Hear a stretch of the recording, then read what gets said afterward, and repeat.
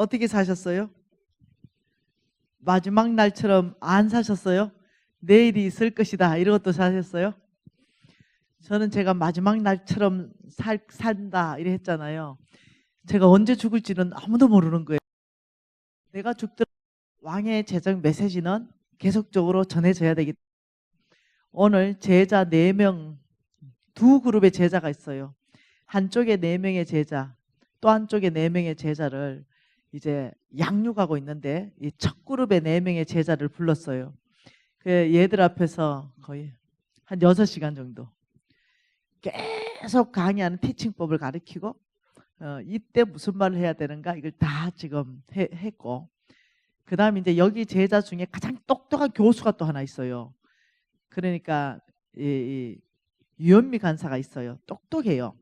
걔는 또 다른 그룹의 제자한테 보냈어요. 내 끝나자마자 거기 좀 양육해라. 이래서 여기서 어느 정도 수준 되면 또 내가 양육하고 이렇게 해서 정말로 이 하나님의 메시지가 온 땅에 전해지는데 내가 있건 없건 상관없이 이 메시지가 전해질 수 있도록 하기 위해서 지금 한 7, 8년 됩니다. 제자들을 지금 양육해서 이제 나중에 되면은 때가 되면 하나님께서 이 제자들을 또 써서 온 땅 안에 또 하나님 나라를 이룰 줄 믿고 아주 기쁨으로 감당하고 있습니다. 여러분, 우리가 보았던 게 뭐냐면은 하나님은 나라를 일으키고 나라들을 폐하고 하나님은 왕들을 일으키고 왕들을 폐하고 하나님 재물을 주시기도 하고 재물을 가져가시기도 하고, 이게 뭐냐?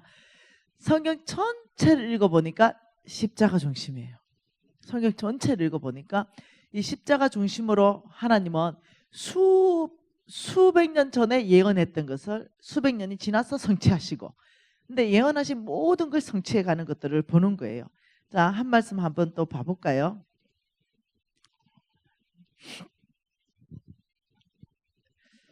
이사야 말씀 한번 봐볼까요? 이사야 44장, 이사야 44장 28절 한 절 말씀 같이 한번 읽어볼까요? 고레스에 대하여는 이러기를 내 목자라 그가 나의 모든 기쁨을 성취하리라 하며, 예루살렘에 대하여는 이러기를 준건되리라 하며, 성전에 대하여 내 기초가 놓여지리라 하는지라. 여러분, 이때 이사야가 고레스라는 말을 하면서 이것이 이사야가 예언하는 장면입니다. 근데 이때 고레스가 있었을까요? 없었을까요? 이 땅에. 이때 없었다니까. 이사야가 고레스에 대해서 언급하고 예언할 때가 고레스가 이 땅에 오기에 170년 전에 얘기한 거예요.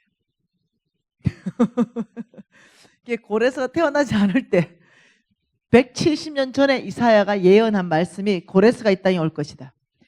그리고 하나님은 고레스를 감동시킬 것이고 고레스를 통하여 예루살렘의 성전을 중건시킬 것이다. 아, 이렇게 말한 거예요. 그런데 고레스가 오는 거예요. 자, 45장 1, 2, 3절 그 고레스에게 하나님은 어떤 일을 하시겠는지 예언하는 장면입니다. 여호와께서 그의 기름 부음 받은 고레스에게 이같이 말씀하시되 내가 그의 오른손을 붙들어 줄 것이며 그 앞에 열국을 항복하게 할 것이며 내가 왕들의 허리를 풀어서 그 앞에 문들을 열고 성문들이 닫히지 못하게 하리라. 내가 너보다 앞서가서 험한 곳을 평탄하게 하고 논문은 쳐서 부수고 세빗장은 꺾어버리며 허감 중에 보아와 은밀한 곳에 재물을 주어서 내 이름을 부르는 자가 나 여호와 이스라엘의 하나님인 줄 내가 알게 하리라. 와, 굉장한 말씀을 했어요. 이게 언제 얘기했다고요? 고레스 오기 전에 170년 전에 예언했다고요. 자, 이러면서 여러분 잘 보세요. 제가 여러분한테 말한 게 뭐냐면 아수르를 말했죠. 맞나요?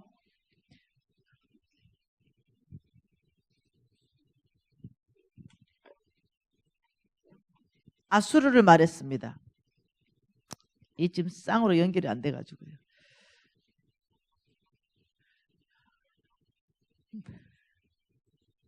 잠깐만요.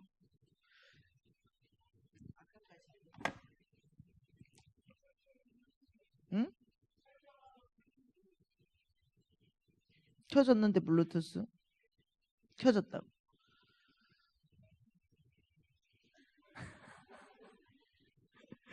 아, 나 진짜 성숙했다. 옛날 같으면 성질 내고 막 이런. 막 강의하다 끊어지면 이 강사 성질 나거든요. 네. 우리 간사 같았으면요. 오늘 막 사표 써라 이러고 막 이래.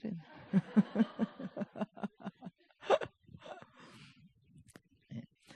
여러분 제가 뭘 얘기했냐면은 아수르를 얘기했잖아요.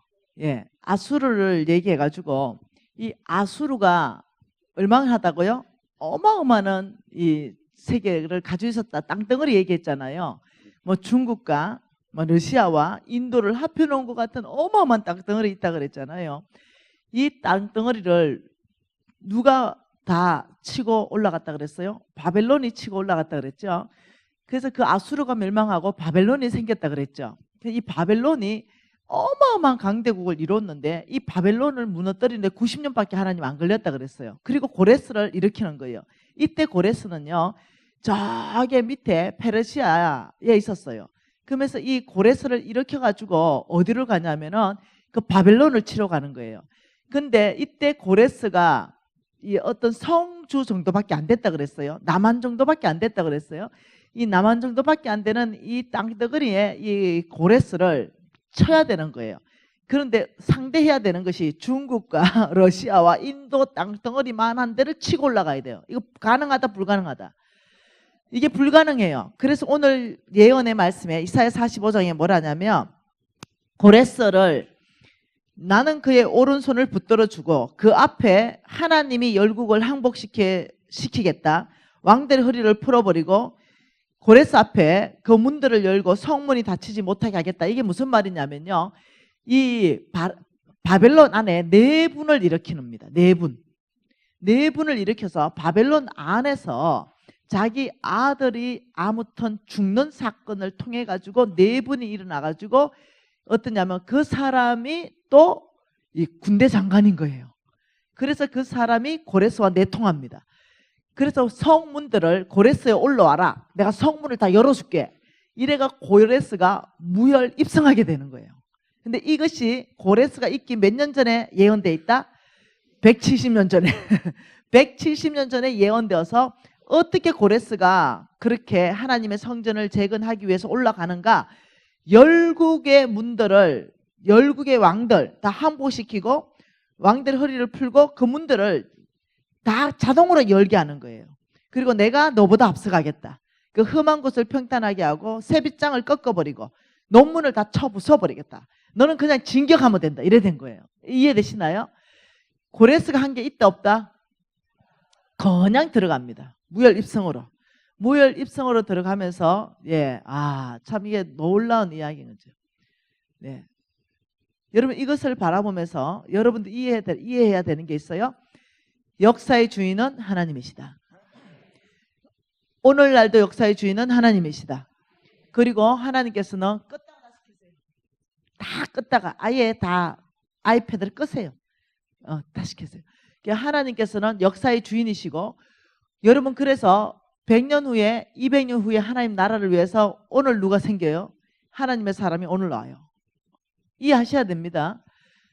예, 그래서 하나님께서는 오늘도 역사를 바꾸기 위해서 사람을 통해서 일하신다.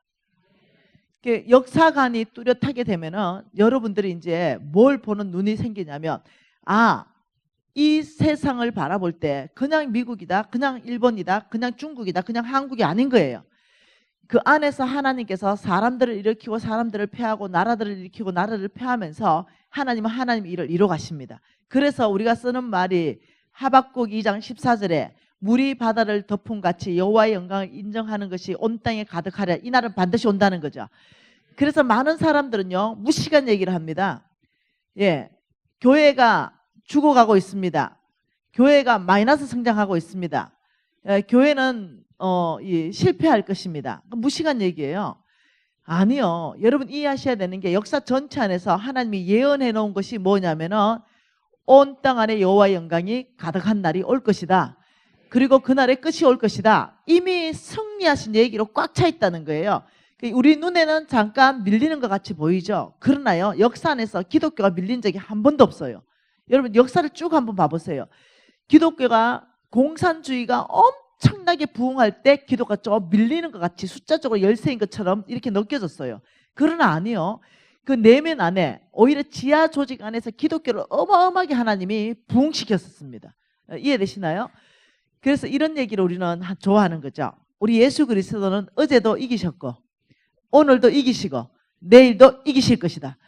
그래서 우리 예수님은 온 땅에 예수의 영광으로 가득 차게 하고 하나님은 이 땅에 예수를 다시 보내서 재림하고 그제야 끝이 오게 할 거예요. 그 일 가운데 우리 기독교는 이기고 있다는 걸 아셔야 돼요. 우리 기독교가 승리하고 있다는 걸 아셔야 돼요. 그 한 중앙에 아버지 기독교의 승리, 그 가운데 내가 쓰임받고 싶습니다. 기독교의 확장, 아버지 그 가운데 우리 가정이 쓰임받고 싶습니다. 아버지 기독교의 부흥, 그 가운데 우리 기업이 쓰임받고 싶습니다. 써주십시오. 이렇게 반응하고 나가는 그 사람을 하나님께서는요 기름 부으신다는 거예요. 그래서 그 사람을 축복하시고 온 땅에 하나님 나라를 확장하는데 이 사람을 쓴다는 거죠. 우리는 지금 재정 강의 전체는 역사관을 바로 바꿔놔야 된다는 거예요. 우리는 십자가 중심으로 살게 된다. 이러면 어떻게 해요? 하나님은 축복이 풀어진다. 우리가 십자가 중심에서 멀어진다. 이러면 어떻게 된다고요? 하나님의 축복에서 끊어진다. 그래서 저와 여러분은 아브라함의 씨로서, 이 아브라함의 씨로서는 십자가 중심의 삶이 무지하게 중요하다. 그게 아브라함의 씨입니까? 그러면 무조건 언약 백성이에요. 내가 아멘으로 할 수 있는 그 성경적 근거가 있습니까? 너희가 그리스도의 것이면 아브라함의 씨요, 약속대로 유업을 이을 자니라, 상속자니라. 우리는 충분한 근거를 가지고 있는 거죠. 하나님이 저와 여러분을 바라보는 눈은 아브라함의 씨예요. 축복할 사람이라는 거예요. 저와 여러분은 복받게 돼 있어요. 근데 어떻게 사느냐만 문제예요. 어떻게 사느냐, 하나님 복받을 수 있게끔 사느냐, 하나님 복에서 멀어지게 사느냐, 이것만 우리가 선택하면 돼요. 그럼 우리가 하나님 복받게 사는 선택은 뭐라고요? 오직 한 가지, 십자가 중심이다. 뭐라고요? 십자가 중심이다. 이것만 딱 생각하면 돼요. 내가 지금 하는 행동, 이거 십자가 중심인가? 내가 지금 하는 말, 이거 십자가 중심인가? 여러분, 자, 내가 하는 말 십자가 중심이 아닌 거 뭐예요? 이간시키는 거, 분열시키는 거, 이런 걸 통해서 교회가 깨지는 거. 여러분, 한국 교회가요, 어느 교회 하나, 여러분 교회는 모르겠어요, 어느 일이 있었는지. 근데 한국 교회가요, 안 깨진 교회가 없어요. 네, 이거는 한국 교회뿐만 아니에요. 서방의 전체 교회도 마찬가지예요. 한 번씩은 다 쪼개지는 거예요. 근데 그 쪼개지는 거, 그 안에 깊이 들어가면 거짓이 있는 거예요. 모함이 있는 거예요. 거짓이 있고 어떤 사람 있지 않는 사실, 그 거짓을 퍼뜨리거나 이런 게 그 안에 있는 거예요. 그게 한국교회 전체와 열방교회 전체 안에 있었어요. 여러분 조심해야 되는 게 뭐냐면, 내가 지금 이 하는 말이 사실이라 하더라도 십자가 중심의 말인가? 내가 이거 하는 말로 사람들을 힐링하고, 사람들이 연합되고, 사람들이 하나 되고, 사람들이 서로 용서하고, 사람들이 서로 용납하면서 어떠냐면 더 기쁨으로 나아가는가? 아니면 이게 사실이라 하더라도 오히려 사람들이 서로 질투하고, 사람들이 시기하고, 단체는 깨지고, 이런 말인가? 그 딱 기준점이에요. 그러면 사실이라 하더라도 입에 자꾸를 채워버려야 되겠죠. 깨지는 말이면 입에 자꾸를 채우고 누구한테 얘기한다고요? 하나님 앞에.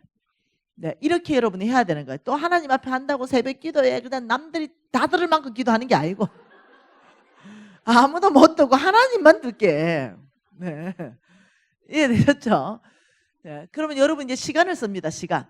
아, 지금 내가 시간 이거 쓰는 거 십자가 중심인가? 이 지금 시간 쓰는 거. 그러면 지금 내가 어떤 돈을 쓰는 거, 이거 지금 십자가 중심인가? 아니면 나의 사치인가? 네, 이런 것들 점검해 볼 수 있겠죠. 십자가 중심을 다른 말로 표현하면 뭐라고 표현할 수 있을까요? 내가 말하는 거, 내가 시간을 쓰는 거, 내가 돈을 쓰는 거, 내 열정, 내 에너지를 쓰는 거. 자, 십자가 중심은 두 가지죠. 첫째, 하나님 사랑인가? 이웃 사랑인가? 뭐라고요? 내가 지금 말하는 게 하나님 사랑이고 이웃 사랑에 해당하는가? 내가 지금 에너지 쓰는 거 하나님 사랑, 이웃 사랑에 해당하는가? 내가 지금 돈 쓰는 거 하나님 사랑, 이웃 사랑에 해당하는가? 이해됐죠? 자, 그러면 십자가 중심은 다시 쉽게 말하면 뭐라고요? 쉽게 말하면 하나님 사랑, 이웃 사랑을 기준점으로 놓고 말하고 말하지 않고, 돈 쓰고 돈 쓰지 않고, 내 열정과 에너지를 쓰고 열정과 에너지를 안 쓰고. 여러분 이렇게 되다 보면은 이 사람은 어떤 사람이 되냐면 정결하고 옳고 거룩해지기 시작해요. 레위기에서 이렇게 말합니다. 내가 거룩하니 너희도 거룩해라. 아브라함에게도 마찬가지죠. 너는 내 앞에 행하여 온전하라, 완전하라. 이게 다 이 안에 들어가는 거예요. 이 안에. 저와 여러분은 훈련되어져야 됩니다. 너무 세상의 가치관대로 살은 거죠. 너무 세상의 어떤 사람들, 세상 사람들이 하는 어떤 그 형태로 우리가 살았다는 거예요. 이제는 훈련할 거예요. 왜냐하면 아브라함의 시기 때문에. 자, 아브라함의 씨에 대한 특징 두 가지가 있다 그랬어요. 자, 영적 DNA 두 가지 있다 그랬죠. 아브라함의 씨는 뭐가 닮아야 된다고요? DNA가 닮아야 된다. 이 DNA 중에 삶의 특징 두 가지, 그 다음 영적 DNA 두 가지 중에 우리가 뭘 봤냐면 요번에 믿음만 봤어요. 믿음만 봤죠? 믿음이 뭐라고 봤나요? 믿음은 하나님 말씀한 것에 대한 내 반응, 순종하는 것. 믿음을 순종할 수 있는 힘은 하나님을 신뢰하는 것에서 나온다. 이렇게 봤어요. 그래서 믿음으로 산 사람의 예를 좀 들어줬죠. 두 번째는 뭐냐면 충성입니다. 충성된 사람. 자, 여기에 삶의 라이프 스타일 두 가지는 뭐냐면요. 항상 제단 생활한다. 제단 생활. 그리고 항상 하나님 앞에 장막 생활한다. 이게 아브라함의 DNA 두 가지 우리가 이식받아야 돼요. 그래서 우리는 이 네 가지가 이식받게 되면 아브라함의 씨로서 드러나게 됩니다. 한쪽으로는 하나님께서 이 삶을 어떻게 너희들이 살 것이냐, 또 한쪽으로는 영적으로 너희들이 어떻게 살 것이냐, 이 두 가지를 하는 거죠. 그러면 자, 삶에 있어 가지고 재단 생활이 뭐고 장막 생활이 뭔지 잠깐 살펴보고 지나갑니다. 자, 창세기 한번 보십시다. 창세기 12장 아브라함을 불렀죠. 하나님께서 아브라함을 불렀습니다. 아브라함아, 너는 고향과 친척 아버지의 집을 떠나라. 내가 너에게 보여줄 땅이 있다. 이렇게 말했어요. 그러면서 아브라함, 내가 너를 복주고 너를 통해 온 땅을 복주겠다 했습니다. 그리고 아브라함이 갈 바를 알지 못하고 출발해서 가니까 5절 하반절에 뭐라고 말합니까? 마침내 가나안 땅에 들어갔더라. 마침내 가나안 땅에 들어갔어요. 하나님이 이끌어 가셨죠. 그런데 이 땅에 들어가서 아브라함이 했는 행동이 뭔가 한번 읽어봅시다. 7절 말씀 같이 읽습니다. 여호와께서 아브라함에게 나타나 이르시되 내가 이 땅을 내 자손에게 주리라 하신지라. 자기에게 나타나신 여호와께 그가 그곳에서 무엇을 쌓아요? 자, 중요한 얘기라는 거죠. 그가 그곳에서 무엇을 쌓아요? 자, 제단이라는 얘기가 있어요. 제단. 이것을 뭐라냐면 제단 생활이다 이래요. 제단을 쌓고 그리고 거기서 베델 동쪽 산으로 옮겨 뭘 쳐요? 장막을 치니. 제단 생활과 장막 생활에 대해서 나와요. 장막을 치니 동쪽은 아이고 그가 그곳에서 여호와께 또 무엇을 쌓았어요? 또 제단을 쌓고 거기서 뭘 해요? 여호와의 이름을 불렀더라. 그 제단 생활이라는 것은 뭐냐면요, 하나님 중심적인 삶을 말해요. 그러니까 하나님과의 관계를 말하는 거예요. 하나님과의 관계에서 하나님 중심적인 삶을 살았다. 아브라함 이 말이에요. 자, 하나님과의 관계가 뭐라고요? 제단 생활이라고요. 제단 생활은 뭐라고요? 하나님과의 관계라는 거죠. 무슨 관계? 하나님과의 관계. 하나님 중심적인 삶. 이 뜻은 무슨 뜻이냐면 늘 교회 중심이라는 뜻이에요. 교제 중심, 이라는 뜻이에요. 말씀 중심이라는 뜻이에요. 기도 중심이라는 뜻이에요. 그래서 어떠냐면 하나님 앞에 기도하는 거, 하나님 앞에 말씀 읽는 거, 하나님 앞에 예배 드리는 거, 하나님 앞에 봉사하는 거. 이것이 뭐냐면 하나님과의 관계 안에서 하나님 중심적인 삶이라는 거예요. 이것이 뭐라고요? 제단 생활이라는 거죠. 이 아브라함은 항상, 그러면 장막 생활은 뭐냐? 자, 뭐하고 관계겠어요? 소유와의 관계예요. 소유. 내 가진 재물과의 관계가 뭐냐면 장막 생활이에요. 그러면 소유와의 관계에서 장막이라는 것은 뭘 말하냐면 심플한 삶, 이겁니다. 심플. 자, 심플하다. 이것을 다른 말로 뭐라고 해요? 단순하다. 이렇게 말해요. 단순한 삶. 아브라함은 이 두 삶이 아브라함 삶에 정확하게 드러났어요. 이 말을 가지고 성경 전체를 연구해 보면 이 아브라함은요, 이 땅에서 자기가 살기 위해서 막 살았지 않아요. 히브리서 말씀에 가보면은 하나님이 지으실 이 터를 바라보면서 아브라함과 이삭과 야곱과 함께 장막에 거주했다. 장막에 거주한 이유를 명확하게 히브리서 말씀에 뭐라고 말하냐면 하나님이 나에게 베푸실 성, 하나님이 나에게 베푸실 성을 바라봤다는 말이 명확하게 얘기해요. 상급을 바라봤다는 거예요. 하나님이 그리고 또 히브리서 말씀에 뭐라고 하냐면 내가 그를 위해서 아브라함을 위해서 한 성을 예비했다 이렇게 말씀해요. 얘는 아브라함은 하나님이 나에게 주실 성을 바라봤고 하나님은 그게 응답하면서 성을 나는 예비했다는 말씀이 히브리서 말씀 안에 명확하게 있어요. 여러분이 제 유튜브 다른 데 보면 이걸 강의해 놓은 게 있을 것이에요. 그러니까 이 제단 생활과 장막 생활을 했는데 여기에서 아브라함은 실수를 합니다. 뭐라고요? 실수. 그리고 여기서 실패를 해요. 그게 뭐냐면 10절에 그 땅이 기근들었다. 그 땅이 어떤 땅입니까? 약속의 땅이에요. 그 약속의 땅이 기근이 들었어요. 여러분 하나님의 음성 듣고 어디 움직였어요? 근데 그 땅에 기근이 들 수 있다는 거예요. 그 땅에 모자람이 있을 수 있다는 거죠. 그 땅에 배고픔이 있을 수 있다는 거예요.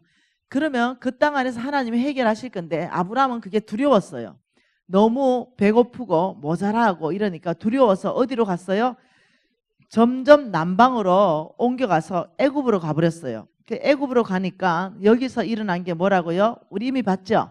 내 누이라고 해라, 오빠라고 해라 이러다가 마누라 팔려갔어요. 자, 여기에서 아브라함의 실수하고 실패하는 장면에서 우리가 알 수 있는 것은 믿음으로 살 때 우리도 실수하고 넘어지고 우리도 실패할 수 있다는 걸 여러분이 허용하십시오. 그러나 아브라함이 새롭게 회복한 방법이 나옵니다. 여러분, 자, 넘어질 수 있죠. 다윗도 넘어졌어요. 모세도 실수했습니다. 넘어지고 실수했어요.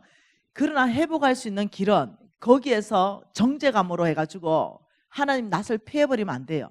여기에서 아브라함은 분명히 실수했는데 다시 어디로 오는지 봅시다. 13장 3, 4절 같이 읽어보세요. 그가 네게비에서부터 길을 떠나 베델에 이르러 베델과 아이 사이 그 전에 장막 쳤던 곳에 이르니 그가 처음으로 제단을 쌓은 곳이라. 그가 거기서 여호와의 이름을 불렀다. 자, 첫 번째 제단이 나왔죠. 이때 이 제단의 이름이 무슨 제단이겠습니까? 여기서 창세기 12장 1, 2, 3절에서 하나님께서 언약 받았죠. 이것을 뭡니까? 언약의 제단이에요. 언약의 제단. 하나님 여호와 앞에 언약 받은 거에 대해 가지고 아버지 감사합니다. 저를 축복하시고 온 땅을 축복하십시오. 이렇게 해서 하나님 앞에 우리가 약속 받은 거예요. 그 언약에 대해서 하나님 앞에 감사 제단이에요. 자, 두 번째 지금 13절에 또 제단이에요. 이때 이 제단은 회개의 제단이에요. 뭐라고요? 회개의 제단이에요. 실수와 실패했지만 세상으로 가지 않았고 어디로 왔다고요? 그가 처음에 제단을 쌓은 곳에 와서 여호와의 이름을 불렀더라. 그게 여러분과 내가 실수하고 실패할 수 있어요. 그러나 어디로 돌아와요? 하나님께 돌아와요. 예, 실수했고 실패했지만 하나님께 돌아와서 솔직하게 아버지 두려웠습니다. 기근이 두려웠습니다. 배고픔이 두려웠습니다. 그래서 제가 마누라 팔아먹었습니다. 아버지 마누라 다시 돌려주셔서 제가 회개합니다. 아버지가 참 하나님인 줄 내가 알겠습니다. 아버지 제 마음을 굳게 붙잡아 주십시오. 제가 다시 한번 시작해 보겠습니다. 이렇게 그가 처음에 제단 쌓은 곳으로 돌아와서 또다시 제단을 쌓았다는 거예요. 이해됐죠? 그때 하나님께서는 놀랍습니다. 세 번째 또 제단을 아브라함이 쌓습니다. 그게 뭐냐면 13장 넘어가면 14절부터 읽어볼게요. 롯이 아브라함을 떠난 후에 여호와께서 아브라함에게 이르시되 너는 눈을 들어 너 있는 곳에서도 북쪽과 남쪽과 동쪽과 서쪽을 바라봐라. 보이는 땅을 영원히 주겠다. 이 세 번째 하나님께서 실수하고 실패가 돌아온 아브라함에게 또 무슨 말을 했어요? 그러면서 17장 뭐래요? 17절 너는 일어나 그 땅을 종과 행으로 들어다녀보라. 내가 그것을 주겠다 했어요. 그게 이 말이에요. 하나님이 아브라함이 회개의 제단을 쌓으니까 아브라함에게 하나님께서 아브라함아 그렇게 처져 있지 말아라. 내가 너를 통해서 한 이 언약은 절대로 변치 않은 언약이다. 너가 배교하지 않는다면 너가 실수했지만 괜찮다. 너가 회개하면 나 여호와는 자비롭고 은혜가 많으며 노하기를 더디하고 긍휼함으로 너를 덮을 것이다. 회개하게 되면 회개 안 하면 하나님의 법은 공의의 법이 통합니다. 공의는 죽는 거예요. 죄를 지으면 죽는 거예요. 하나님의 보호자의 기초는 공의예요. 근데 여기에서 회개를 하면 법이 바뀝니다. 적용법이 뭘로 바뀌냐면 긍휼의 법으로 바뀝니다. 받아야 되는데 죄가를 받아야 되는데 안 받는 게 긍휼이에요. 회개하는 순간 법이 긍휼의 법으로 통하는 거예요. 주님이 싹 다 용서하시고 그걸 용서하는데 얼마까지 용서하냐면 너의 죄를 주홍 같아 할지라도 흰 눈보다 희게 할 것이고 너의 죄를 기억도 하지 않겠다까지 용서하셔요. 하나님 그만큼 완벽하게 용서하신다는 거죠. 우리만 자꾸 어떠냐면 죄에 빠져 있다는 거예요. 자꾸 옛날 그 생각에 사로잡혀 있다는 거죠. 그래서 새 일을 행할 때 하나님이 제발 옛날 일 생각하지 말아라 이렇게 말씀하시는 거예요. 그러면서 하나님이 아브라함에게 동서남북을 바라봐라. 그리고 종과 행으로 다녀봐라. 네 보는 만큼 한번 줘볼게. 제한이 없다는 거예요. 아브라함 네 믿은 만큼 한번 바라봐. 이렇게 한 거죠. 여러분 이것은 무슨 제단으로 이름 붙일 수 있을까요? 세 번째 제단은 이거는 비전이에요. 예. 내가 바라보는 만큼의 비전의 제단. 그리고는 이에 그 비전을 받았죠. 하나님께 너 바라보는 만큼 내가 줄게. 네 비전이 어디까지야? 너 어디까지 받아볼래? 여러분 교회의 비전 어디입니까? 요 일산 여기 5km만 바라볼 거예요? 북한 안 바라봐야 되겠어요? 북한 봐야죠. 북한만 볼 거예요? 온 땅의 선교지 또 봐야 되죠. 그러면 하나님은 여러분 교회를 통해서 북한을 일하실 거고 우리가 또 선교지를 바라보면 선교지에도 하나님이 여러분 교회를 통하여 하나님 나라를 확장할 거란 말이에요. 어디까지 바라볼래? 어디까지? 그냥 너의 교회만 그냥 먹고 살래? 아니면 이 교회를 통하여 어디 북한까지 바라보고 아버지 선교지까지도 바라보면서 우리 교회를 통하여 하나님 나라 세워지기를 원합니다. 나중에 교회 공동체 영문교회 와라. 너는 교회 공동체로 북한을 선교했고 너는 선교지에 선교했다. 공동체 상이 있겠죠? 개인상도 있겠지만 무슨 말 이해될까요? 그러니까 여러분이 지금 이것은 뭐냐면 언약 받고 나왔지만 실수했을 때 회개했을 때 하나님 또 다른 비전을 준다. 이게 제단 생활이에요. 그래서 하나님 중심적인 삶, 하나님 관계 안에서 늘 어떠냐면 여러분은 예배 중심, 기대 중심, 교제 중심, 말씀 중심, 교회 중심. 이게 제단 생활이에요. 그러면 아브라함의 씨라면 뭐가 드러나야 돼요? 영적 DNA가 드러나야 돼요. 여러분이 아브라함의 씨예요? 그러면 영적 DNA 제단 생활이 나와야 된다니까요. 자, 그럼 나는 공적인 예배를 다 참석한다. 이게 제단 생활이에요. 주일날 예배, 수요 예배, 금요철학. 예를 들면은 또 새벽기도. 이런 공적인 예배를 다 참석하게 되는 거. 이건 굉장히 중요해요. 네. 근데 나는 딱 썬데이 크리스찬이야. 11시 예배로 끝이야. 아무것도 주중에 관심 없어. 교회에서 어떤 예배를 하든 어떤 행사를 하든 관심 없어. 나는 딱 주일날 11시에 도장 한번 찍는 거. 이것을 주일 성수했다면 아주 곤란하다는 거예요. 여러분 주일날 딱 11시 예배만 딱 드리는 걸. 자, 주일 성수에 대해서 한번 봅시다. 재단 생활과 관계해서 주일을 나는 지켰다. 자, 주일 성수를 잘했다. 자, 1번 나는 주일날 11시 예배에 드리고 나는 내 계획이 11시 예배를 드렸어요. 예배를 드렸기 때문에 11시 예배만 딱 드리고 나는 하루 종일 잠만 잔다. 자, 두 번째 계획은 난 딱 11시 예배 드리기 때문에 11시 예배 끝나고 난 골프 치러 간다. 세 번째, 나는 11시 예배 드리기 때문에 나는 이때 가족 여행을 간다. 뭐 이런 것들이 많겠죠. 아니면 나는 11시 예배 끝났기 때문에 네 번째, 나는 뭐 합니까? 나는 장사한다. 뭐 여러 가지 있을 수 있겠죠. 이런 건 모든 것 안에서 여러분 주일 성수라는 개념이 안 통하는 게 있어요. 주일날 와가 도장 한번 딱 찍고 그 다음 내가 진짜 목표하는 건 주일 예배가 아니었죠. 나는 골프가 목표야. 내 중심 안에. 우리 하나님은 진짜 뭘 본다고요? 네 그 중심 안에. 나는 주일 예배가 기다려지고 하나님 교제가 중심이 아니야. 빨리 나는 끝내고 잠을 자야 돼. 근데 예배는 빨리 끝내야 돼. 예배는 빨리 끝내고 나는 또 가족끼리 놀러 가야 돼. 목적 자체가 안 가면은 찝찝해. 예배를 안 가면 찝찝해. 그래 안 갔는데 갑자기 접촉사고라도 째매 나면 하나님이 날 벌려주겠다 또 이렇게 생각해. 근데 그냥 지가 잘못해가 접촉사고 나놓고. 그러니까 어떠냐면 무속적인 신앙을 하는 거지. 그래서 주일 예배는 찝찝해서 나오는 거야. 찝찝해서. 찝찝해서 주일 예배 드리고 내가 진짜 할 걸 해야 되는 거. 요거 좀 찔리지 여러분? 요거 회복합시다. 네, 같은 거라도 예, 정말로 교회 중심, 말씀 중심. 이 주일날은요 11시 예배 드리고 교제를 해야 돼요. 성도들이 좀 낙심한 성도들이 있으면 또 도닥 끓여주기도 하고 또 봉사도 하고 이러면서 교회 중심적인 삶을 살아야 돼요. 이해되시나요? 이것이 뭐냐면 재단 생활이에요. 아브라함의 DNA들은요 이런 게 나온다는 거예요. 근데 사람들은 아브라함이 워낙 복받고 하나님 워낙 재물 준다니까 이런 거 싹 무시하고 돈만 주세요. 내가 한번 잘해볼게요. 이런데 그게 안 돼요. 이 재단 생활이 무너진 사람은 돈을 관리가 안 돼요. 이게 연결이 다 돼 있기 때문에. 그래서 저와 여러분은 오늘부터 무너진 재단을 수축하라. 그래서 교회 중심으로 돌아온다. 말씀 중심으로 돌아온다. 기도 중심으로 돌아온다. 사실 제가요 요거 무너졌었거든요. 이거 예 간증해 놓은 거 있으니까 나중에 여러분 읽어봅시다. 그리고 장막 생활에 대해서 오늘 보고 싶은 거죠. 아브라함의 DNA에 뭐가 나온다고요? 장막 생활. 이제 재단이 뭔지 알았잖아, 그죠? 이제는 장막 생활은 돈을 다루는 법입니다. 이 장막 생활을 잘하게 되면 여기서 재물이 배가가 됩니다. 뭐가 돼요? 재물이 배가가 됩니다. 자, 우리는 믿음을 했죠? 그럼 이제 충성에 대해서는 이거는 강의를 못 하겠어요.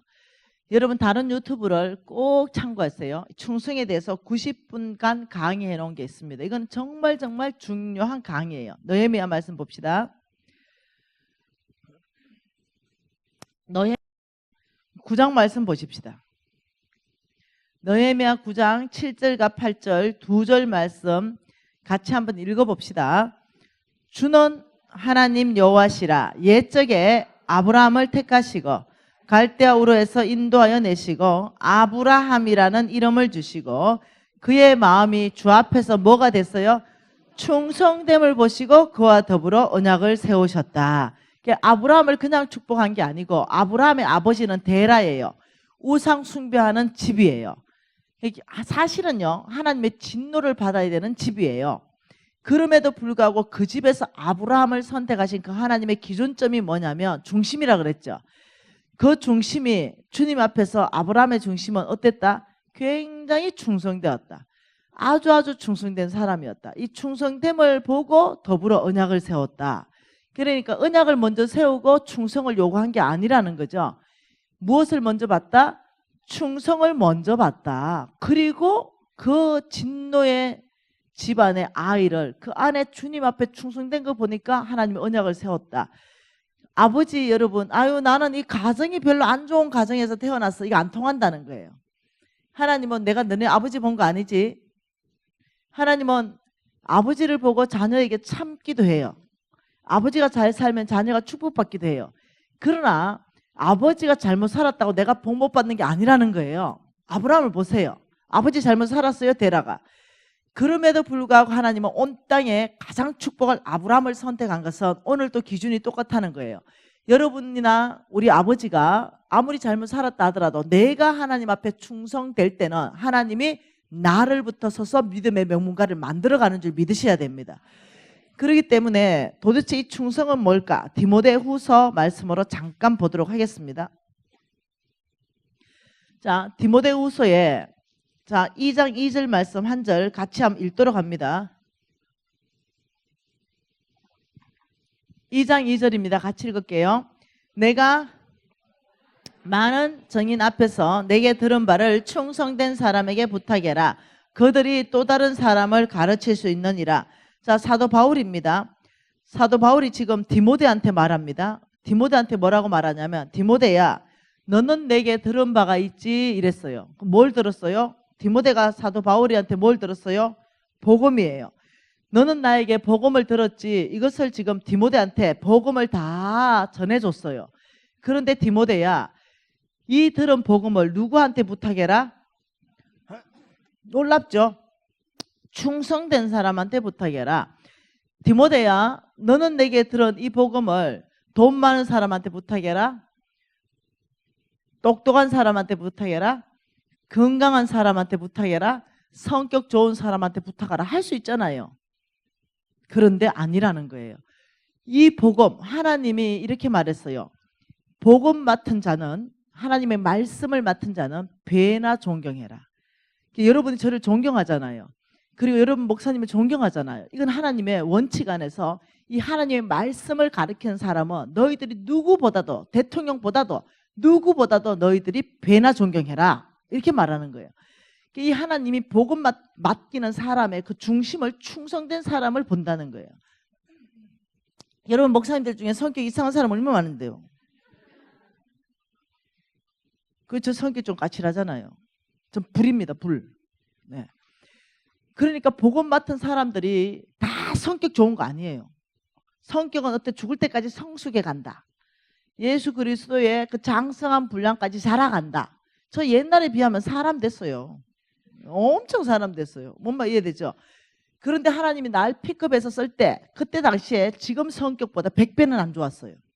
그럼에도 불구하고 내 안에 무엇을 봤을까? 무엇을 봤길래 하나님이 이 온 땅에 그렇게 말씀을 전할 수 있는 기회를 주실까? 복음을 맡은 자, 맡길 자, 충성된 사람이다. 이유를 설명했죠? 이유가 뭐예요?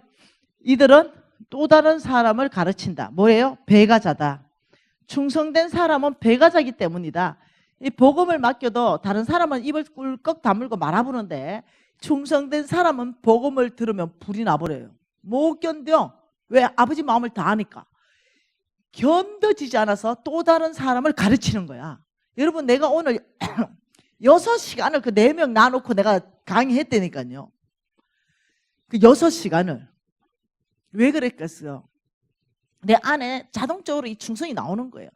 어떻게 하면 배가시켜서 이들을 통하여 또 배가시키고, 이 생각이 꽉 차 있는 거예요.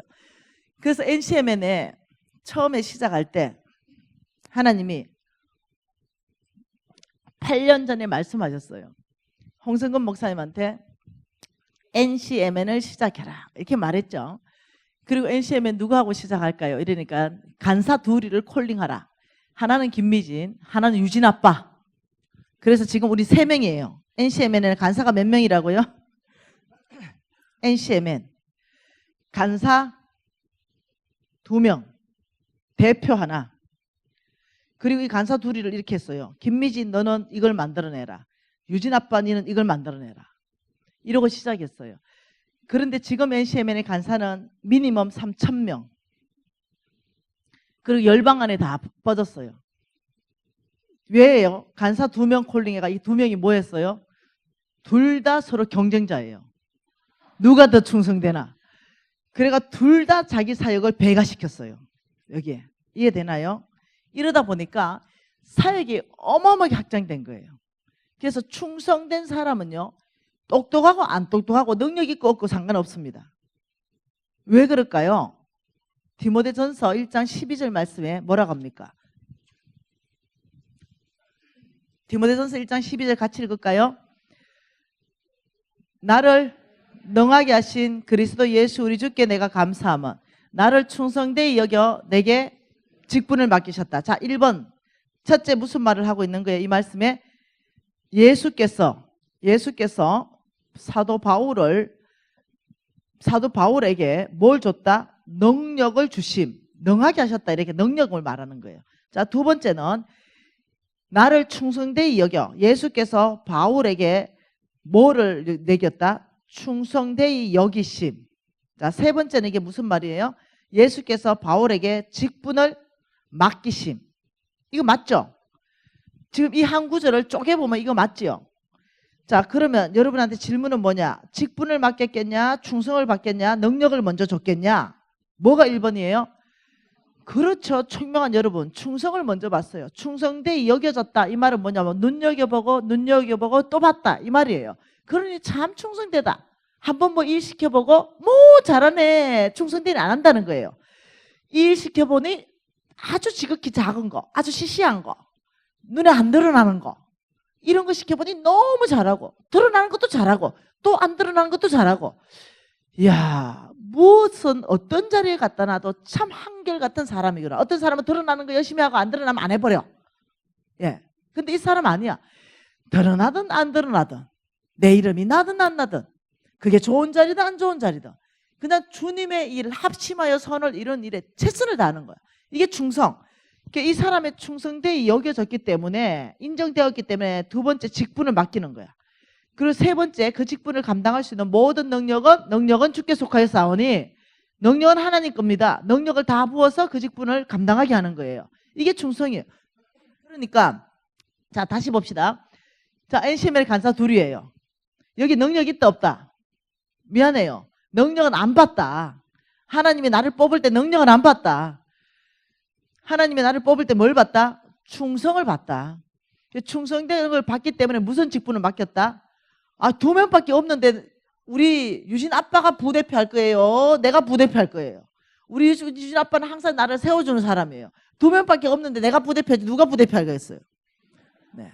그러니까 홍성근 목사님 대표, 김미진은 OD 부대표, 총책임자, 그 다음 우리 유진 아빠 센터장, 이래가 시작했는데 간사 3명. 누가 이 사역이 이렇게 확장될 걸 누가 생각했겠어요? 그런데 이 충성되이 여기서 직분을 맡기셨어요. 그런데 유진 아빠가 나하고 목숨을 내놨어요. 이 사역을 하는데 정말 목숨 바쳐 충성했어요. 그러니 능력은 어디로서부터 왔다? 하나님이 다 부어준 거예요. 사람 붙여주고 재물 붙여주고 막 이렇게 다 해준 거예요. 아, 여러분, 이 놀라운, 제가 사람 뽑는데 사람들이 이렇게 말합니다. 아, 김미진은 사람 쓰는데 진짜 도가 텄다, 이렇게 말합니다. 제가 이 일을 해야 돼요. 아, 이거 아이고, 아, 이게 아이고 왜 없지? 네, 아무튼 몇 개가 됐냐면 이거 지금 306개 됐어요. 지금 이거 몇 개 팀? OK 사역이 구제 사역? 지금 306개. 여기 306개까지 확장하는데 몇 달 걸렸을까? 1년 반 걸렸어요. 1년 반 만에 전국에 306개를 셋업했어요. 여러분, 그러면 나는 이 일을 계획할 때 나는 누군가는 간사를 세워야 돼요. 누군가는 뽑았어야 돼요. 사람을 세워야 돼요. 이 일을 해낼 사람. 뭐 받겠어요? 학력 받겠어요? 돈 받겠어요? 능력 받겠어요? 이 일을 해내는데 딱 충성 하나 받았어요. 그리고 이 일을 가장 잘할 사람을 뽑았어요. 저 뒤에 와 있잖아. 자, 우리 오지수 가서 일어나봐.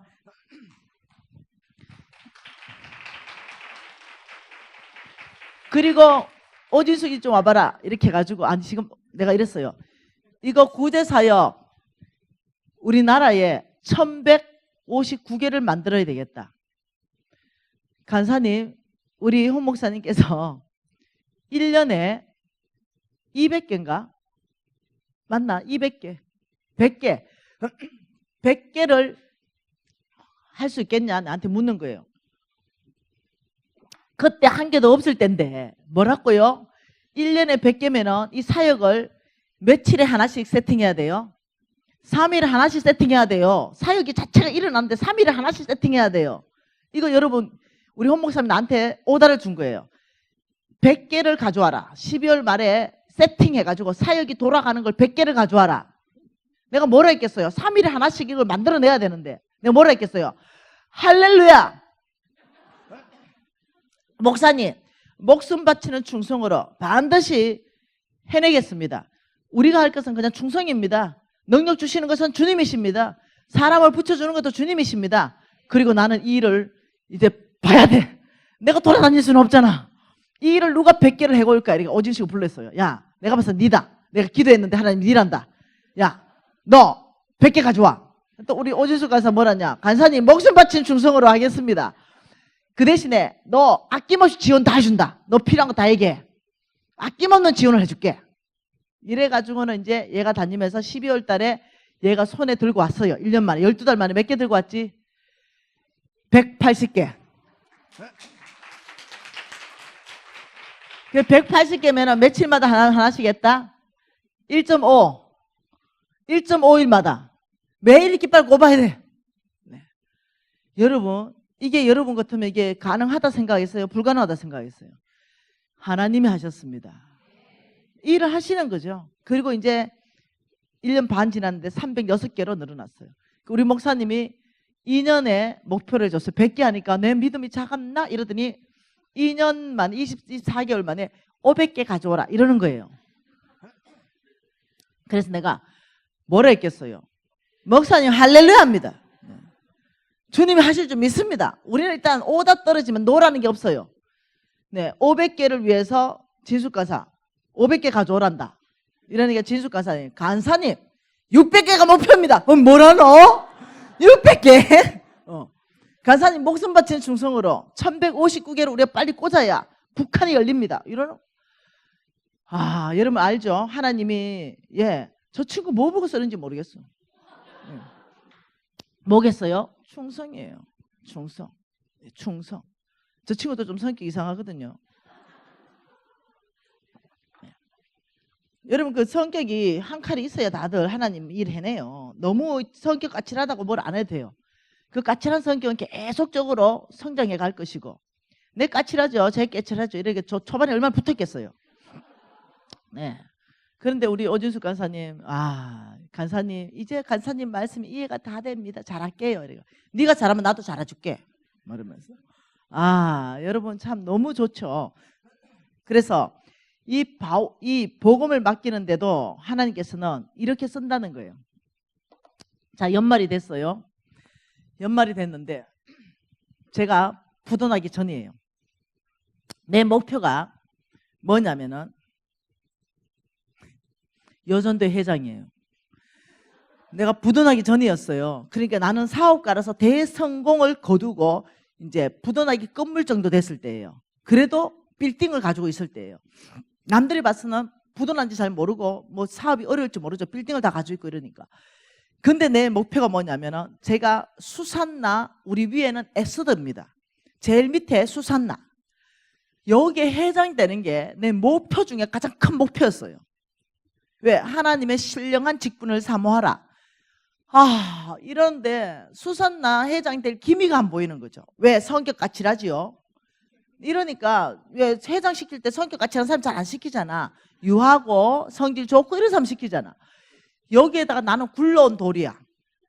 우리 교회는 막 70년씩 됐는데, 그러니까 나는 굴러온 돌이고 이사 왔어. 여기에다가 또 성질 보니까 까칠해. 그러니까 아무도 나를 시켜주지 않는 거야. 그래서 나 수산나 회장 누가 할게요? 제가 저요 이랬어요. 그래도 투표합시다. 뭐 이렇게 하는 거예요. 그래, 아니 자원하는 사람 시켜야죠. 우리가 투표합시다. 이래서 늘 번번이 떨어졌더라. 그런데 내 때가 왔어요. 언니들이 에스더로 다 갔어. 그리고 회원이 2명이 남았어. 하나는 임신 8개월, 하나는 나. 그래서 내가 이랬어. 네가 할래, 내가 할래. 아유, 간사, 내보고 미진 집사가 하래. 그렇지. 드디어 수산나 회장 배지를 달았어요. 그리고는 너무너무 뭐 천하를 얻은 것 같은 이런 마음으로 담임 목사님 찾아갔습니다. 목사님, 제가 그 대수산나 회장입니다. 회원 지금은 비록 1명밖에 없고 좀 있으면 몸풀러 들어가면 장기 휴가로 들어갑니다. 목사님, 우리 교회에 명단을 다 주십시오. 수산나에 해당하는 모든 명단을 주십시오. 그리고 그 옆에 엄마가 누군지, 교회 직분이 누군지 다 표시해서 넘기십시오. 제가 회원 중에 아주 헌신된 회원을 20명을 넘겨드리겠습니다. 연말에. 그래 우리 목사님이 다 뽑아줬어요. 그게 이제 나오죠. 네, 그 엄마가 누군지 건사, 그 엄마가 누군지 장로, 그 장로 며느리, 건사 며느리 쫙 다 명단을 받아들었어요. 그리고 전화죠. 어머 집사님, 최고의 자식의 효도는 뭐겠어요? 최고의 효도는 아버지의 이름을 존귀하게 하고 아버지를 영화롭게 하고 아버지를 떳떳하게 하는 거 아니겠어요? 장로님이 얼마나 존경받는데 여전도에 와서 쪽도 못 서고 계십니다.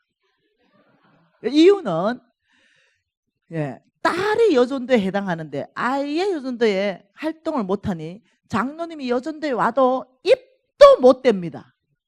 자매님, 효도는 딴 게 아닙니다. 부모님을 영화롭게 해드려야 됩니다. 이렇게 압박해요. 그리고 장로님한테 전화합니다. 장로님 존경합니다. 얼마나 힘드시겠어요. 수산나 회장인데 딸이 며느리 안 나오니 얼마나 주님 보기에 않습니까? 담임 목사님 보기에 면이 안 서서 어떡합니까? 제가 잘 따님을 한번 전도해 보겠습니다. 이런 압박, 쌍방으로. 이걸 언제까지 하냐? 나올 때까지.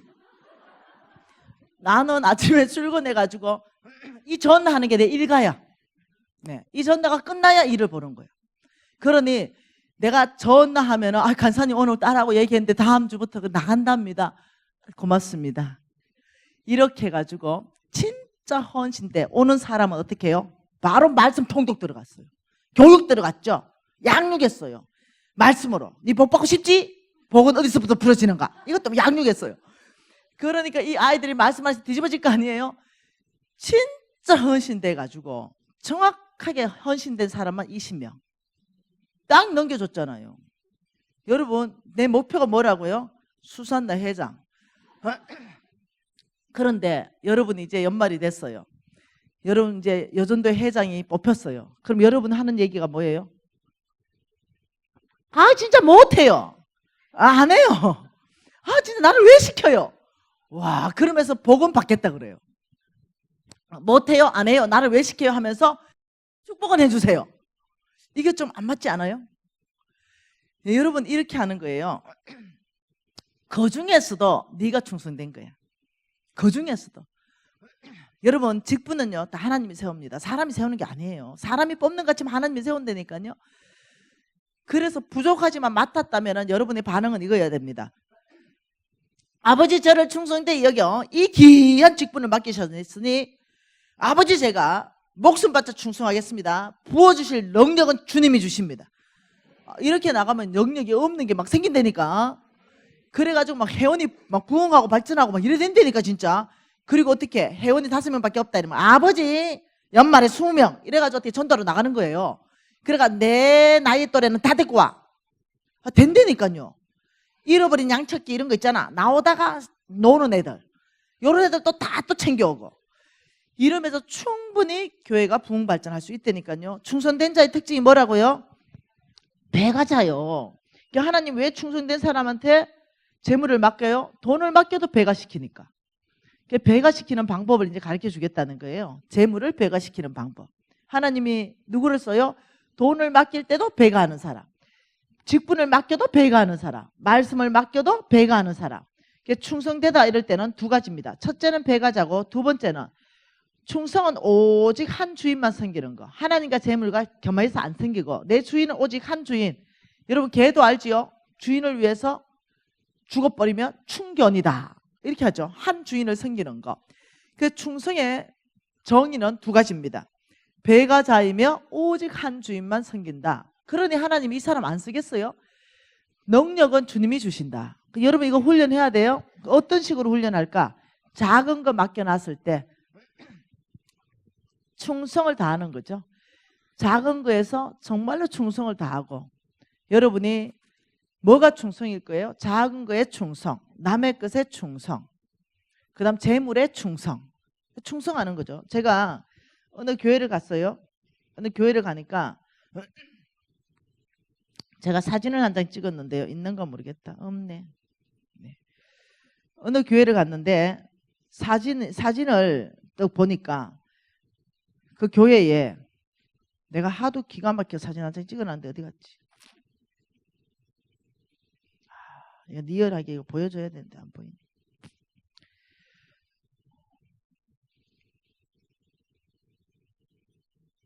안 보인다 사진. 요거 하나 보여주겠다. 나의 유튜브 제자 100일 김미진 보고 있어요 지금 유튜브로. 네. 100일. 네, 쟤는 내 목소리 알아들어요. 네, 100일. 내가 쟤를 입양할까 생각 중입니다. 쟤를 유학까지 시킬까 지금 생각 중입니다. 왜냐하면 저 엄마 아버지가 너무 신실하기 때문에 이 아이를 좀 입양해서 유학까지 내가 다 시켜야 되겠다 이런 마음이 나한테 감동함이 계속 있습니다. 저 보세요 지금 유튜브 듣고 있습니다.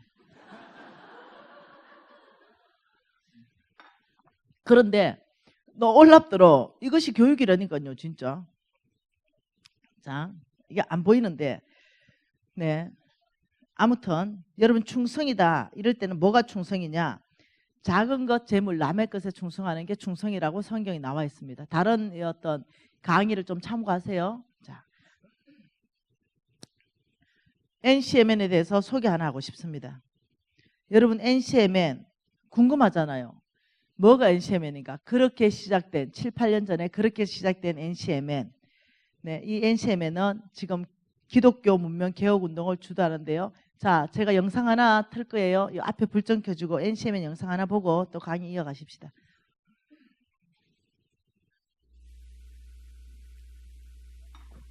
자.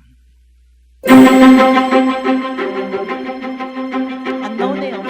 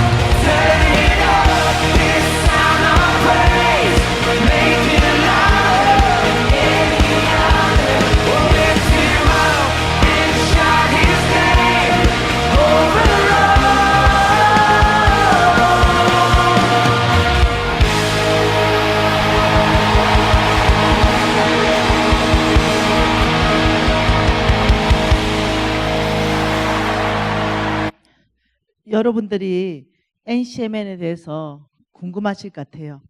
NCMN은 NC 뜻이 뭐냐면 내션 체인저입니다. 내션 체인저, 변혁자죠. 변혁자. 열방을 변화시키는 사람들. 이 내션 체인저들을 운동으로, 무브먼트로, 그리고 교회와 함께 네트워크에서 일으키는 단체인데, 그럼 NCMN 이러면 기독교 문명 개혁 운동을 주도한다 이거예요. 그러니까 기독교 문명 개혁 운동, 기독교 문명 개혁 운동 주도하라. 여러분 2017년 10월이 종교개혁 500주년이 지났습니다. 그러면서 얘기했잖아요. 교회와 정말 목사님들과 우리 장로님들과 성도들이 뭔가는 대국민 각성운동이 일어나야 된다. 기독교 문명 개혁 운동을 다시, 이 종교개혁은 일어났기 때문에 다시 일어나는 게 아니에요. 정말 기독교다운 기독교로 바뀌어야 되겠다. 이것을 500년을 준비하는 단체입니다. 앞으로 500년 이렇게 준비한 단체고, 그러면 기독교 문명 개혁 운동을 주도하기 위해서 NCMN은 어떻게 준비하는가? 첫째, 왕의 재정 학교가 있습니다. 이 왕의 재정 학교를 통해서 주인을 바꿉니다. 주인 바꾸기 운동을 펼치면서 무엇을 하냐? OK 운동을 일으킵니다. 그래서 OK 운동에 대해서 여러분 교회 하고 있는데, 이 부분은 제가 오늘 여기서 다 할 수 있는 일은 아니에요. 두 번째, 체리 스쿨이 있습니다. 체인저 리더십 스쿨을 통해서 지도력을 바꿉니다. 예수 그리스도의 지도력으로 교육시킵니다. 그래서 실질적으로 내 자신에게 발휘하는 지도력, 내가 나에게 어떤 지도력을 발휘해야만이 내가 변하는가, 내가 상대에게 어떤 지도력을 발휘해야 상대와 같이 변하는가, 내가 또 기업에게는, 내가 위로는 아래는, 이 지도력을 아주 그냥 성경 기반 전체 안에서 배우게 됩니다. 그리고 쉐마 말씀 학교를 통해 가지고는 성경 신구약을 다 배우게 됩니다. 이것을 통해서 우리는 10장씩 읽는 통역 운동으로, 말씀 배가 운동으로 지금 전개하고 있습니다. 그리고 4가지 이제 세미나가 있습니다. 하나는 하나님 음성 듣는 삶 세미나를 통해서 하나님 음성 듣는 예민한 법을 가르칩니다. 건강하게 하나님 음성 듣는 법을 가르칩니다. 두 번째는 중보기도 영적 전쟁을 통해서 영의 세계에 대해서 가르칩니다. 세 번째는 성령 축제를 통하여 성령의 기름 부으심으로 성령의 능력으로 살아가는 법을 가르칩니다. 네 번째는 가장 중요한 세미나, 영적 권위. 그래서 이 영적 권위가 어떤 축복을 가져오는지, 자녀가 부모에게 영적 권위를 어떻게 대해야 되는지, 그리고 또 직장 안에서는, 교회 안에서는 이 부분에 대해서 영적 권위 이러면 거부감이 있는데, 그게 아니라 영적 권위는, 권위라는 게 무엇인가, 이것을 성경 전체 안에서 풀어가게 되면 이거는 우산의 의미가 있다, 보호한다, 이런 의미로서 권위를 어떻게 쓸 것인가, 내한테 준 권위를 사람을 보호하고 사람을 살리고 사람을 새롭게 하는데 어떻게 쓸 것인가, 사람을 누르고 사람을 억압하는 권위로 쓰여진 것을 성경적인 진짜 권위는 무엇인가, 내가 권위 위를 어떻게 대할 것인가, 내 권위 아래를 어떻게 대할 것인가, 이 모든 것을 배우게 됩니다. 그러면 여러분은 정말 새로운 차원의 사람이 돼요. 정말로. 어떤 분이 그러더라고요. 와, 난 교회 30년 들어다녔는데 NCM에 이 스쿨 다 하고 눈이 열어져 버렸습니다. 이런 말을 하더라고요. 그래서 여러분 목사님은 우리 NCM하고 네트워크된 교회입니다. 여러분 다 초청합니다. 목사님하고 왕의 재정학교도 오시고 제마도 오시고 이렇게 하면서 여러분이 같이 하면 참 좋겠습니다. 그리고 나는 여러분 목사님과 사모님을 너무 사랑하게 되었습니다. 그냥 좋은데 어떻게 해요? 그래서 이 비전센터에 제가 오시라 그랬어요. 그래서 이 목사님들 오면은 좀 이 목사님들이 지친 목사님들, 이 목사님들 좀 케어하고 하는데 같이 좀 섬기십시다. 이제 이렇게 얘기도 하고 이랬습니다.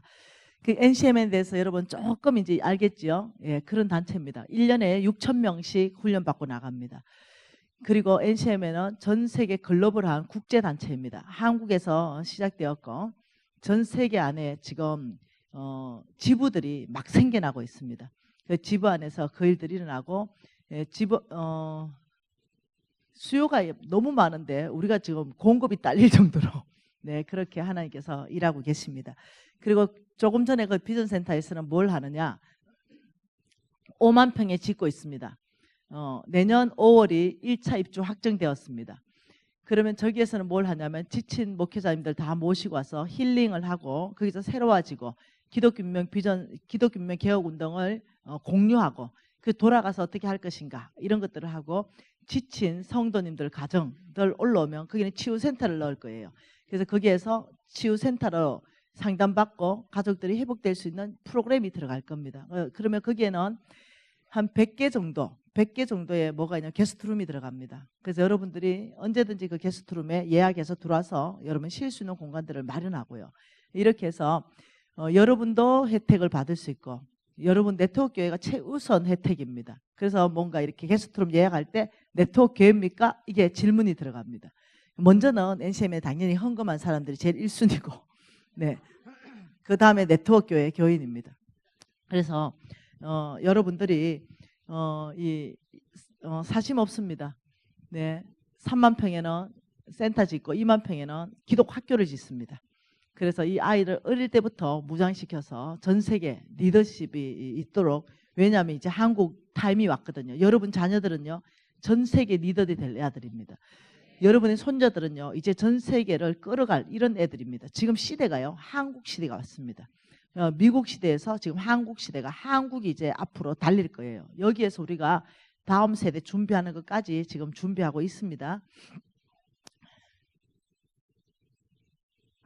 자, 그러면 충성된 사람은 배가자라 그랬습니다.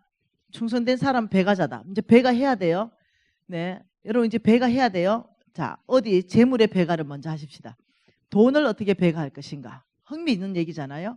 자, 돈을 배가한 사람들이 누구냐? 달란트 비유, 머나 비유에 달란트를 5달란트를 배가시켜왔고 2달란트를 배가시켜오니까 착하고 충성되다. 돈을 배가시켜 왔는데 착하고 충성되다. 네가 작은 것에 충성했기 때문에 내가 더 많이 맡길게. 이제는 더 많이 맡길게. 이렇게 말했어요. 머나 비유도 마찬가지입니다. 착하고 충성된 종아, 네가 배가시켜 왔다는 거죠. 10배를 배가시킨 사람한테 뭘 줬어요? 건의를 줬어요. 10골의 건세를 맡아라. 그러니까 너는 돈에 착하고 충성됐기 때문에 10골의 건세를 줄게. 이 건세 5배 배가온 사람한테 너는 5골의 건세를 줄게. 그러니까 돈을 잘 다루게 되면 하나님이 네 마음을 알 수 있다. 왜? 네 보물이 있는 곳에 네 마음이 있느니라. 그래서 너가 하나님 나라의 재물을 배가시킨 걸 보니 너는 네 마음이 어떤지 내가 다 알겠다. 그래서 부와 기가 주께로부터 말미암고 모든 사람을 강하게 하고 모든 사람을 크게 함이 주께로부터 말미암았습니다. 이 말씀 역대상 29장 11절 12절 말씀. 하나님은 모든 사람을 크게 하고 강하게 하는 데 있어가지고 저와 여러분을 쓰십니다. 여러분 저는 천년 출신 아니에요. 천년 출신. 제 목표는 서울대 가는 거였습니다. 제가 공부를 그렇게 못하지는 않았어요. 내 목표가 서울대 가는 것은 대학교 이름이 서울시라는 거예요. 대학교 이름이 서울시. 네, 이 서울대잖아요. 서울에 있는 대학교. 그래서 대학을 3개를 제가 서울대를 가기 위해서 했는데 몽땅 지방대입니다. 그만큼 어떠냐면은 이 서울대를 오고 싶었는데 못 왔어요. 몽땅 지방대를 다녔어요. 그럼에도 불구하고 서울대 나온 사람들 못지않게 하나님이 쓰시고 하버드 대학교 나온 사람 못지않게 하나님 쓰시고 박사학위 몇 개 있는 사람들 못지않게 하나님 쓰시는데 보니까 너무 감사해요. 불편한 거 영어 못하는 것밖에 없어요. 너무 영어 못해가 불편한 거 요거 하나가 딱 불편하는데 누구를 통역관을 주셨나? 우리 서성님이 항상 통역해 주시고 뭐 아무 어려움이 없이 있는 거죠. 하나님이 보시니까 똑똑하다 쓰는 거 아니더라는 거죠. 지방대 출신 초년도 쓰시더라는 거죠. 하나님 이렇게 말했죠. 시편 101편 6절에 내 눈이 온 땅을 살핀다. 충성된 사람을 찾는다. 하나님 누구 찾아요?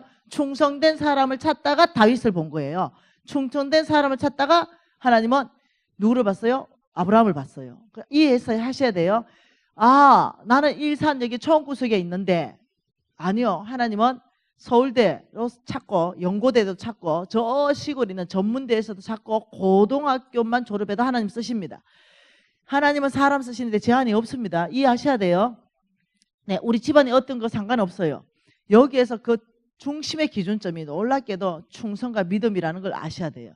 우리는 이제 이 충성과 믿음을 계속 훈련하는데 여러분 제 강의를 듣고 듣는 거는 끝나지 말고 매일 유튜브에 한 강의씩 더 들으세요. 그래서 적어보고 또 다른 거 공부해보고 이제 6월 3일이 되면 왕의 제정 2가 나옵니다. 그러면 제가 강의 못한 것들이 그 안에 다 들어가 있고 내 제자들이 어떻게 살았는지 제자들이 간증이 엄청나게 많이 들어가 있어요. 그럼 여러분들이 거기에는 살 수 있도록 많은 것들이 들어가 있어요. 6월 3일 날 나오면은 또 여러분들한테는 이게 선물이 될 수가 있습니다. 그래서 오늘은 뭐냐면 거래하기 위해서 정말 쓰임받기 위해서 돈에 대한 가치관을 바꿔야 돼요. 돈에 대해서 여러분 생각했던 거 내 생각은 저거 아닌데 필요 없다니까요. 그게 하나님 앞에 필요 없. 나는 너 생각 별로 안 중요해. 하나님은 내 생각대로 내 마음에 오른 대로 나는 해. 하나님 기준점은 딱 정해졌어요. 뭘로? 성경 말씀으로. 여러분이 돈이 배가 되려면 하나님 기준점으로 바꿔야 돼요. 삶을 바꿔야 돼요. 여러분이 돈이 재물이 배가 되려면 하나님 말씀하신 대로 바꿔야 됩니다. 여러분 생각과 달라도 바꿔야 돼요. 여러분 생각과 다를 거예요. 그래도 바꿔야 돼요. 아, 이게 하나님 말씀이네 이러면 그게 절대 기준점이에요. 바꾸는 거예요. 그래야 여러분이 돌파가 일어나요. 내 수많은 제자들요, 실질적으로 돌파가 일어났어요. 그들이 한 것 첫 번째가 뭐냐면 하나님 말씀했다면 내 생각 다 접겠습니다. 하나님 말씀만이 옳습니다. 여기에 대해서 다 바꿨다는 거죠. 자, 그렇다면 고린도에서 하나님이 뭐라고 말하는지 고린도 후서 말씀 한번 보십시다. 우리 생각 바꿀 거예요. 자, 고린도 후서 8장의 소제목 읽어보세요. 풍성한 연보 맞나요? 고린도 후서 9장의 소제목은 뭔가요? 가난한 성도를 섬기는 연보 맞나요? 고린도 후서 8장과 9장은 무슨 이야기인가요? 한마디로 말하면 연보, 돈 이야기입니다. 맞나요? 자, 한마디로 말하면 돈 이야기입니다. 여러분이 돈 이야기를 하나님이 2장을 맞붙여 놓은 건 여기밖에 없습니다. 그러니까 이 2장은 한 절 한 절 사실 다 공부해야 되는데 오늘 시간이 없으니까 9장만 보겠어요. 9장에 돈 이야기를 어떻게 하는지 봅시다. 9장 5절 말씀 같이 읽습니다. 5절 같이 읽을게요.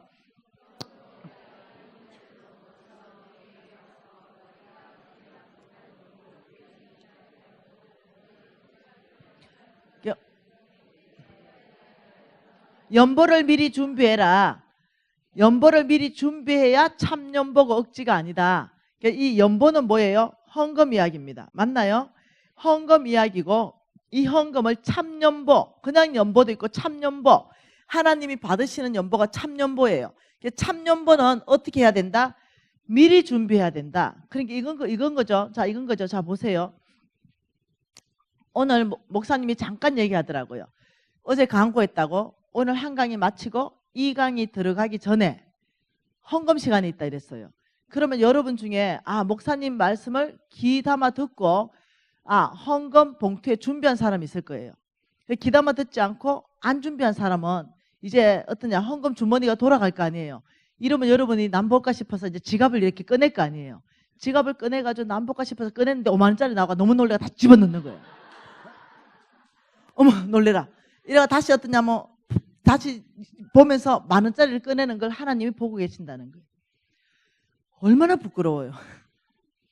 처음부터 1만 원을 내가 처음부터 1만 원을 하얘 봉투에 넣어왔으면 얼마나 기쁘게 내가 할 수 있겠어요. 처음부터 내가 5만 원을 넣어왔으면 얼마나 기쁘게 준비된 거 할 수 있을 거예요. 그런데 어떻게 해요? 열었다가 놀래가지고 이게 아닌데 이랬을 때 너무 내 마음이 죄송하지 않던가요? 여러분, 이건 내가 했는 이 행동이에요. 남 얘기 아니고 다 난 내 얘기예요. 이랬다고요. 예, 돈은 없는데 5만 원짜리 그 한 개 있고 1만 원짜리 다 있는데 해필이면 잡았는데 5만 원짜리 나오는 거예요. 너무 놀래가 진짜 밀어놓고 1만 원짜리를 빼고 헌금을 했는데 그게 계속 걸리는 거예요, 내 마음에. 처음부터 나는 1만 원 할 계획이었거든요. 그 1만 원을 봉투에 넣었으면 얼마나 좋았겠어요. 여러분, 돈에 많고 적음을 하나님 말하는 게 아니에요. 왜요? 한번 보세요. 쭉 오는데 너 패스다. 이렇게 했는데 김미진 패스다. 근데 가부가 오더니 랩돈 두입 500원짜리 두는데 서봐라. 이 사람이 날 제일 사랑한다. 뭘 받겠어요? 구찬 중에서도 지가 할 수 있는 최선을 다했다. 너는 뭐냐? 한 10억 좀 해야 되는데 그냥 1억 하고 마냐 이거예요. 하나님은 이것이 절대 비교지 상대 비교가 아니에요. 그러니까 여러분이 지금 할 수 있는 최선을 했는가? 내 마음이 이걸 보는 거지. 그러니까 연보를 어떻게 준비해야 정말 우리가 기쁘게 하나님 앞에 드려지는 참 연보냐면 미리 준비해라. 그러면 여러분이 이제 봉투 종류대로 다 가져가세요. 집에 다 가져 놔놓고 토요일 날까지 돈을 얼마 넣든 상관없어. 1,000원 넣든 10,000원 넣든 10만 원 넣든 여러분이 기쁘게 뭐 넣을 거 아니에요. 미리 다 넣어가지고 토요일 날까지 교회 가는 가방에 다 집어넣어 놓는다. 그리고 교회 올 때는 기쁨으로 그 가방 가져오면서 기쁘게 헌금한다. 와가지고 막 이렇게 하지 말고 이제는 참연보를 하는 거예요. 미리 준비하라. 자, 두 번째 6절 같이 읽습니다. 이것이 곧 적게 심는 자 적게 거두고 많이 심는 자 많이 거둔다. 이것이 뭐예요? 이것이 참연보. 연보를 하지 마세요. 미리 준비한 참연보. 미리 준비한 이 참연보, 이것은 뭐라냐면 적게 심으면 적게 거두고 많이 심으면 많이 거둔다. 자, 이것이 연보 얘기예요? 농사 이야기예요? 이거는 농사법으로 이야기했어요. 분명히 연보를 미리 준비해가지고 내 주머니에 돈이 10만 원이 나갔거든요. 헌금해가지고. 근데 미리 준비한 이 참연보를 했는데 분명히 내 주머니에 나갔는데 하나님이 이상하게 말해요. 나간 거 아니다. 심었다. 농사 지었다. 아, 희한한 말로 한다는 거죠. 알 수 없는 말을 하고 있다는 거죠. 자, 7절 다시 읽습니다. 각각 그 마음에 정한 대로 할 것이요 인색하기나 억지로 하지 말지니 하나님은 절겨내는 자를 사랑한다. 여러분 참연보를요 미리 준비해 보세요. 굉장히 즐거워요. 헌금하는 게 미리 준비했기 때문에. 네, 그래서 이 참연보 미리 준비해서 즐겁게 억지로 하지 말아라. 인색함으로도 하지 말아라. 너희들이 진짜 즐거운 마음으로 해라. 왜 그럴까요? 7절은 또 헌금을 또 얘기합니다. 왜 그럴까요? 이유가 뭐냐면 농사를 얘기하고 있다. 농사. 그것이 없어지는 게 아니라 농사이다. 참연보는. 여러분 참연보가 농사이다. 이거 참 너무 웃기는 얘기죠. 그죠? 농사라는 뜻이 뭐예요? 농사라는 뜻은 이겁니다. 여러분 그 맨드라미 씨 봤어요? 이 맨드라미 씨를 눈에 보이지 않는 거 하나를 심으면요 맨드라미 대가 올라오고 꽃이 열려서 털어버려요. 씨를 털어보면 몇 개 열린지 압니까? 수만 개. 맨드라미 씨 하나 심었는데 맨드라미 씨를 심는 거 이게 농사거든요. 근데 지금 하나님이 알 수 없게 농사법으로 설명한다는 거예요. 너희들의 그 참연보가 없어진 게 아니라 심었다. 그래 맨드라미 씨 2개 심는 사람하고 20개 심는 사람하고 또 다를 거 아니에요. 이런 식으로 말하고 있다는 거예요 지금. 여러분 해바라기 아세요? 해바라기도 씨 하나 심으면 해바라기 대가 올라가 큰 해바라기 하나 열려가 씨를 털어버리면 한 대가 나와버려요. 요만한 거 한 개가 한 대. 여러분 감나무 알죠? 하나 심어버리면 감이 수백 개 열려버려요. 강어 압니까? 강어 알 낳아버리면 수만 마리 낳아버려요. 여러분 조 아세요? 조? 눈에 안 보이는 조? 그 조 하나를 심어가지고 조대를 잘라가 직접 세려봤어요. 24,000개. 조 하나에 열리는 게. 이게 농사예요.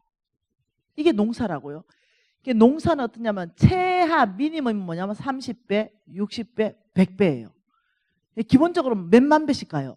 그런데 하나님이 알 수 없는 얘기를 헌금 얘기 안에서 농사법을 쓰고 있다는 거죠. 그럼 여러분 눈치채야 되는 게 있어요. 어떤 헌금은 사라지는 것도 있는가? 있다는 거예요. 어떤 헌금은 지출되는 게 있다는 거죠. 그냥 내 주머니에서 없어지는 게 있다는 거예요. 그런데 어떤 헌금은 배가 되는 헌금, 농사법처럼 불어나는 헌금, 하나님이 이렇게 설명하고 있다는 거예요. 이게 너무 놀라운 얘기라는 거예요. 그러면 저와 여러분은 당연히 어디에 관심이 가냐면 농사법의 헌금이 관심이 가는 거예요. 사라지는 헌금은 관심이 없는 거죠. 자, 8절 읽어봅시다. 하나님이 능히 모든 은혜를 너희에게